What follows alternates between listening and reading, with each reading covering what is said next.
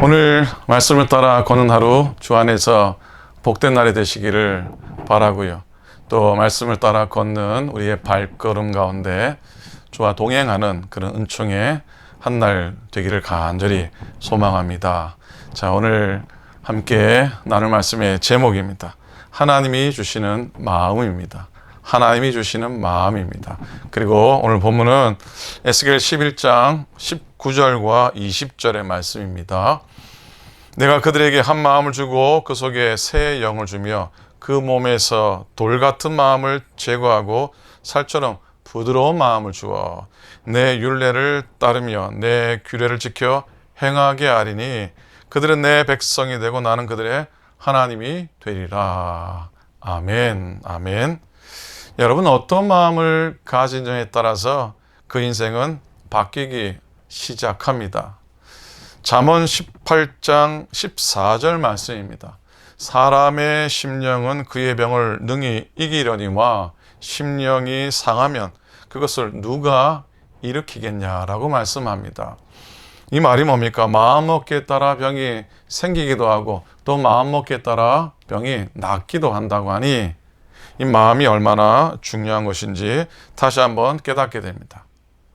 오늘 본문은 바벨론에 잡혀간 유다 백성들에게 하나님이 주시는 약속의 말씀입니다. 그런데 그동안 예언자들이 이스라엘 백성들 앞에 너희가 범죄해서 또 너희가 하나님 앞에 우상 숭배했으니 하나님께 회개하라 이렇게 외쳤는데 전혀 듣질 않았죠.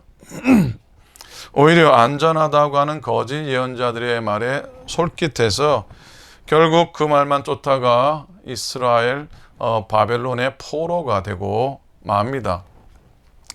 예루살렘은 결국 폐허가 되죠. 에스겔 선지자는 사로잡혀간 유다 백성들에게 그발 강가에서 통곡하는 마음으로 하나님의 말씀을 증거하게 됩니다. 그리고 하나님께서 새로운 마음을 주실 것이고 앞으로 유다 백성들은 하나님이 주시는 마음으로 살아가야 한다고 선포합니다. 사로잡혀 절망과 좌절에 빠져 있던 유다 백성들에게 참으로 소중한 말씀이었던 겁니다. 본문 속에서 하나님이 주시는 마음을 우리가 발견하게 되는데요. 그 첫 번째는 한 마음, 즉 일치하는 마음입니다. 한 마음, 일치하는 마음입니다. 그 성경 번역으로 유명한 위클리프 성경 번역 선교회가 있습니다.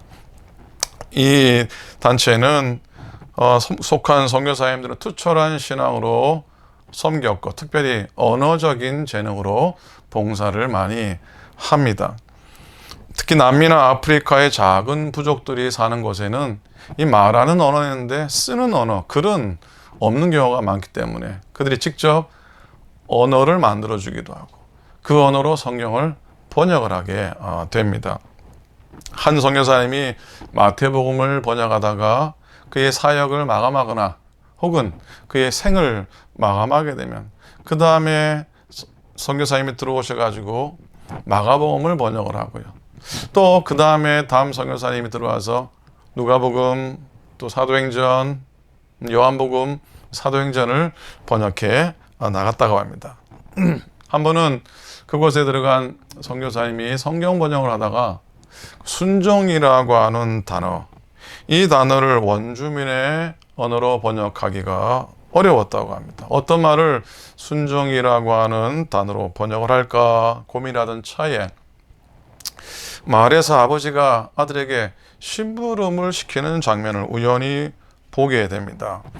아버지는 아들에게 심부름을 시키면서 이렇게 단디 얘기합니다.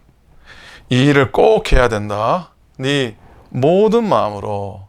이 일을 꼭 해야 된다. 너의 모든 마음으로. 그러면서 아들이 심부름을 떠나는 그 뒷모습을 보면서 또 이렇게 얘기하는 겁니다. 너의 마음을 나누지 말라. 네 마음을 나누지 말라. 소리를 치는 걸 보고서 이 선교사님은 아하, 순종이라고 하는 의미가 바로 이런 거구나 라고 해서 이렇게 순종을 번역하게 됩니다. 마음을 나누지 않고 모든 마음으로 따라가는 것, 마음을 나누지 않고 모든 마음으로 따라가는 것이라고 순종을 번역을 하게 되었다고 합니다. 자, 여러분은 모든 마음으로 주님을 쫓으시고 계십니까? 모든 마음으로 주님을 따라가고 계십니까?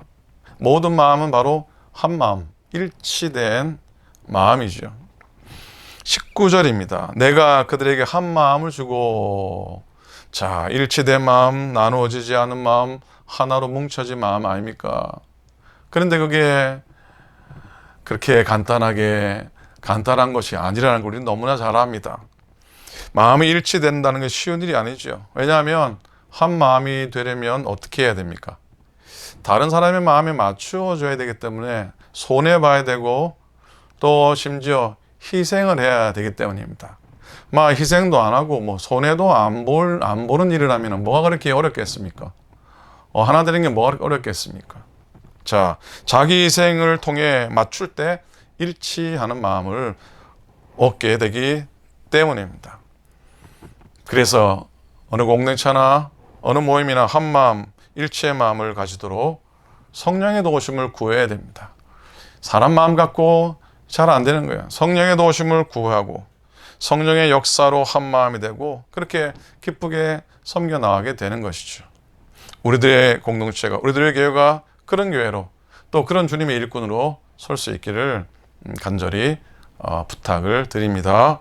둘째로요, 하나님께 주시는 마음은 부드러운 마음입니다. 이어지는 19절, 그 속에 새 영을 주며 그 몸에서 돌 같은 마음을 제거하고 살처럼 부드러운 마음을 주어 그랬어요.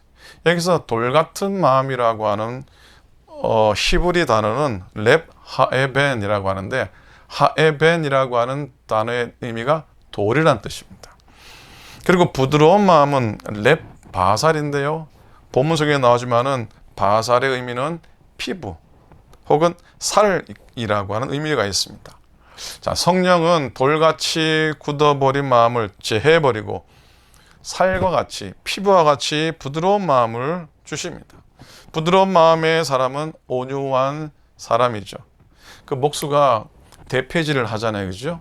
대패질을 하는 걸 보면은 그 대패질 한 다음에 나무결, 그 나무의 표면 얼마나 부드럽습니까?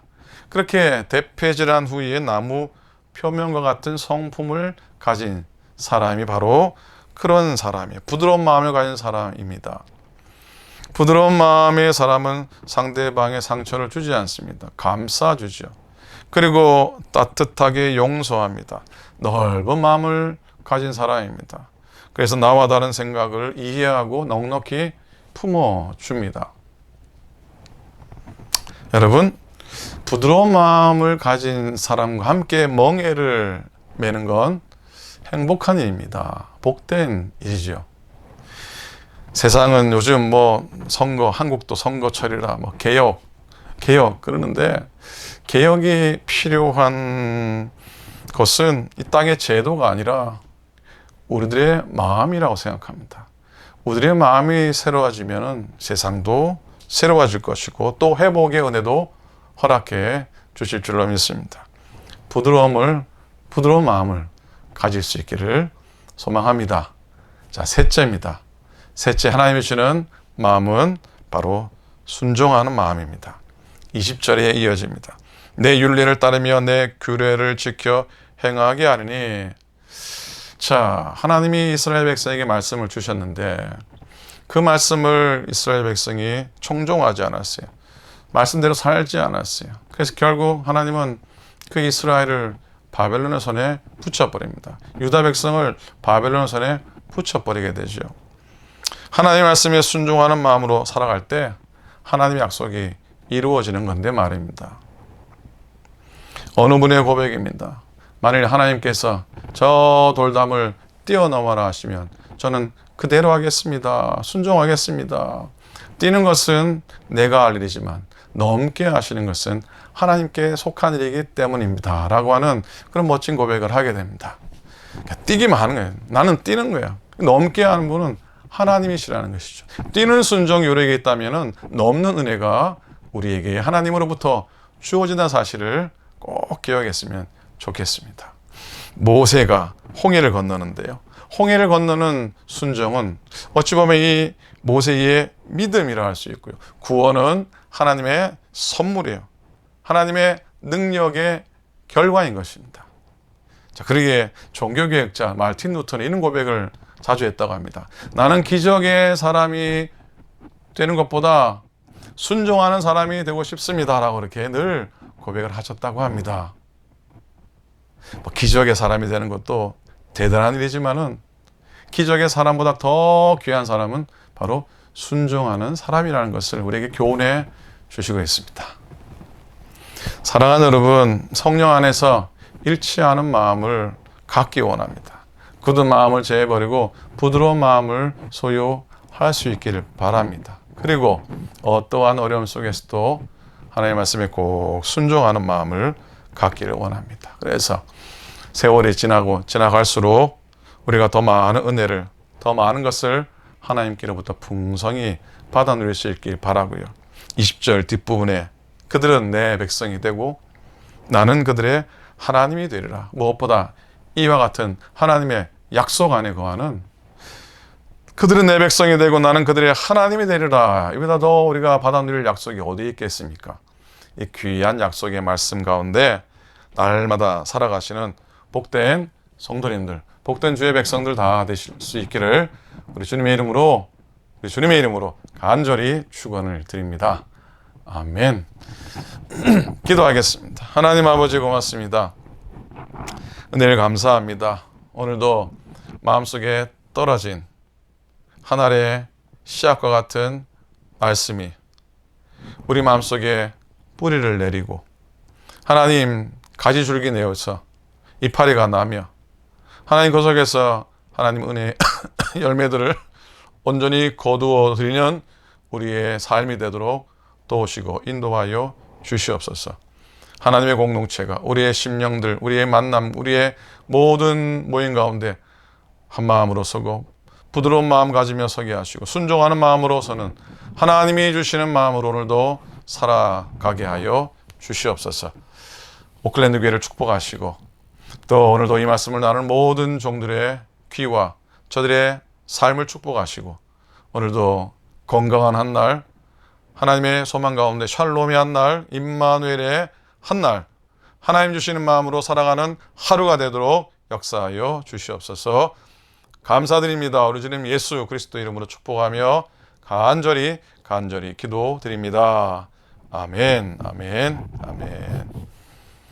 고맙습니다. 오늘도 말씀을 따라 복되게 걸으시기를 축복합니다. 내일 주일입니다. 10시에 성전에서 대면으로 예배하고요. 또 가정에서 온라인 영상으로 예배를 드립니다. 어떤 예배든지 정성으로 예배 드릴 수 있기 바라고요. 가능하면 성전에서 더불어 함께 예배 드릴 수 있기를 또 소망합니다. 건승하시고요. 승리하십시오. 감사합니다. 고맙습니다.